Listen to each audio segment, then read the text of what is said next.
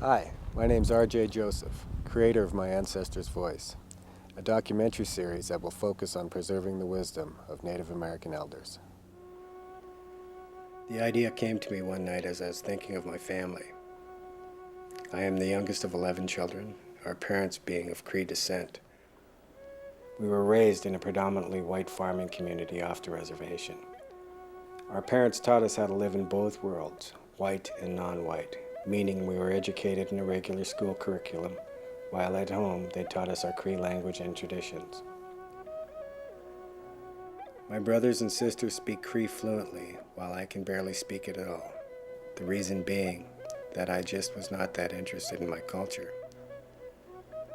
And what I did learn, I quickly forgot or put it out of my mind.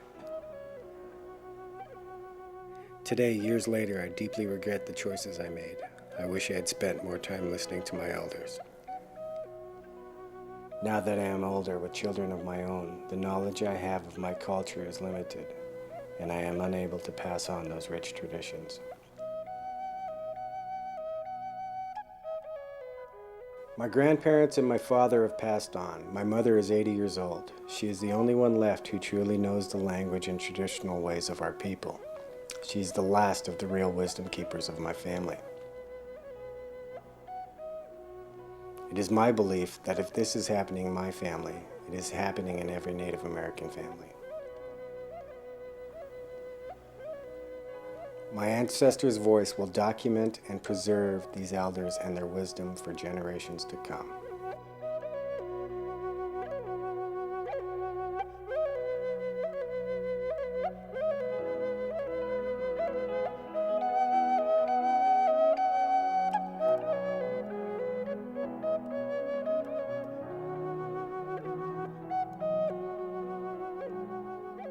I first met Anthony Davis in early May of 2002 on one of my trips to Santa Fe.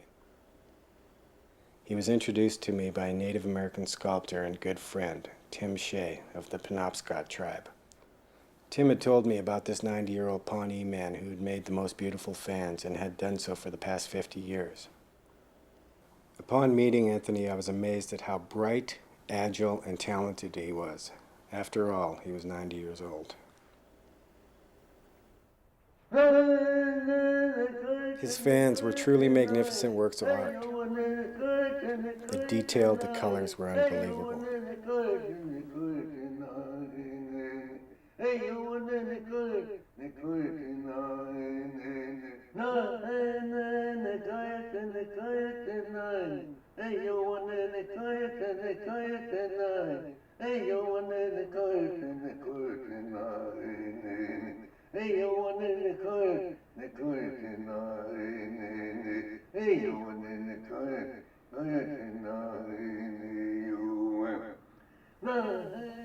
During our talk, Anthony informed me that his fans were not just works of art to look at and admire, but in fact, they were very sacred and to be used in ceremony. The Peyote ceremony, was very happy knowing that I had my first subject from my ancestor's voice. I headed back to Los Angeles to assemble the project. In late May, tragedy struck. Tim Shade called to inform me Anthony had suffered a major stroke. Tim also said Anthony was okay and resting in the hospital. I was saddened by the news, but I was grateful he was recovering nicely. On July 25th, I arrived in Houston with my cinematographer and Tim Shade. We scheduled 2 short filming days, making sure not to overdo it for Anthony.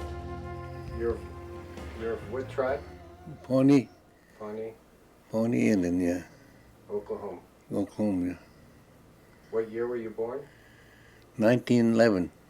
I was right there, Pawnee, Oklahoma. Your first meeting, how old? First meeting I went to was, I was a little older. I was about around 16, I think, at that time, yeah. Anthony was very excited to be passing on his knowledge, although at times he seemed to struggle with his memory and his train of thought. This one here, you know, I seen the scissor tail sitting over there, you know. He was about 11 inches long, this one, and I seen him. So I had an automatic rifle. I never missed, you know, so I pointed it at him, and then I shot. And he flew up, shook himself, and he sat down again. And the second time, he done the same thing, come back and sit down. The third time, he done that again, same way, right there, you know. My people told me to be careful about these you know, birds, you know. So that fourth time, I didn't shoot.